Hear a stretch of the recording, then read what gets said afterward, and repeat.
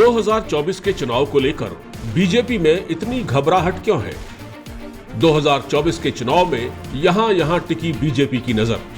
क्या 2024 के लोकसभा चुनाव बीजेपी के लिए मुश्किल साबित हो सकते हैं? आखिर क्यों बीजेपी यूपी पर इतना फोकस कर रही है?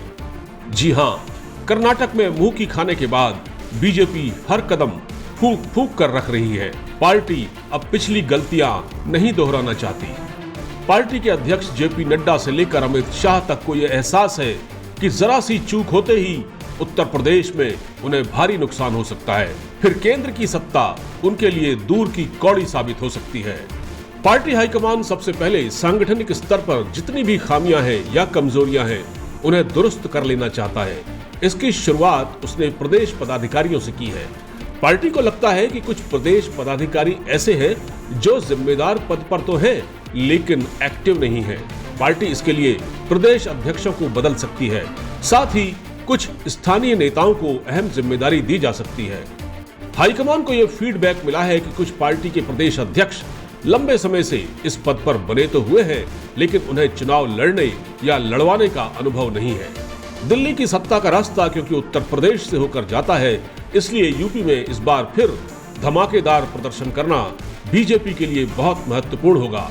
इसके साथ ही जितना अहम उत्तर प्रदेश है उतना ही महाराष्ट्र भी। इन दोनों राज्यों में पार्टी 2019 के प्रदर्शन को दोहराना चाहती है।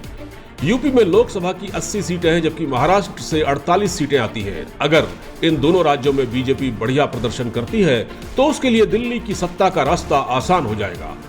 महाराष्ट्र पर बीजेपी हाईकमान का फोकस इसलिए भी है क्योंकि वहां एनसीपी, कांग्रेस और उद्धव ठाकरे की शिवसेना आपस में दोस्त है। लिहाजा उस किले में सेंध लगाना पार्टी के लिए किसी चुनौती से कम नहीं है। तीनों पार्टियों की पहुंच विदर्भ, मराठवाड़ा से लेकर मुंबई तक है।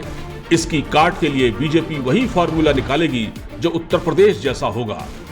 पिछले लोकसभा चुनाव में बीजेपी को यूपी की जिन 9 लोकसभा सीटों पर करारी शिकस्त मिली थी उन सीटों पर पार्टी का खास फोकस होगा। इसके लिए पार्टी हर तरह की तिकड़म इस्तेमाल करेगी। उन सीटों पर ऐसे नेताओं को मोर्चे पर लगाया जाएगा जहां वो खासा दबदबा रखते हों। इसके अलावा पार्टी जातीय समीकरण साधने में भी गुरेज नहीं करेगी। कर्नाटक चुनाव में बीजेपी चारों खाने चित हो गई, जहां न उसका विकास का मुद्दा काम आया न हिंदू मुसलमानों के बीच ध्रुवीकरण का कार्ड। लिहाजा अब पार्टी ने रणनीति बदली है।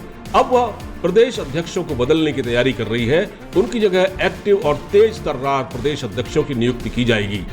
स्थानीय नेताओं को तरजीह देने की बात की जा रही है। इतना ही नहीं, जो नेता दूसरी पार्टियों से बीजेपी में आए हैं उन्हें भी किसी न किसी अहम रोल में इस्तेमाल किया जाएगा। पूर्वांचल लाइव की ऐसी ही लेटेस्ट और चटपटी अपडेट्स और गॉसिप के लिए बने रहिए अपने फेवरेट चैनल पूर्वांचल लाइव के साथ।